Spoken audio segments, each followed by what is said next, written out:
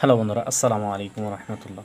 বন্ধুরা, আমি বলেছিলাম যে হ বর্ণটি যে সুন্দর করে লিখতে পারবে সে 4টি বর্ণ লিখতে পারবে।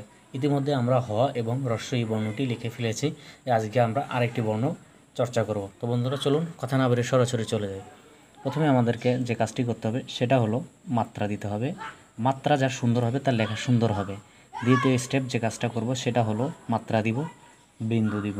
দেওয়ার পরে এখান থেকে আমরা ঘুরিয়ে এইভাবে নিয়ে আসব মাথা বরাবর। থার্ড স্টেপ আমরা যে কাজটা করব সেটা হলো মাত্রা দিলাম, বিন্দু দিয়ে এখান থেকে এভাবে নিয়ে আসলাম এই বরাবর। তারপরে আমরা এখান থেকে সরাসরি এখানে নেব। নেওয়ার পরে এখান থেকে একটু দাগ দিয়ে এভাবে করে নিব। নেওয়ার পরে এটাকে আমরা এভাবে করে দেব। তারপর এখান থেকে আমরা 19টা দিব।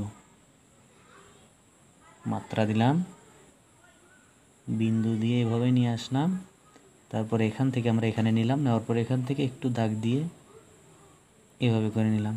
নেওয়ার পরে এখান থেকে আমরা একটু উড়ুনি দিলাম। তো বন্ধুরা, কেমন হয়েছে লেখাটি অবশ্যই কমেন্ট করে জানাবেন। আসসালামু আলাইকুম রহমতুল্লাহ।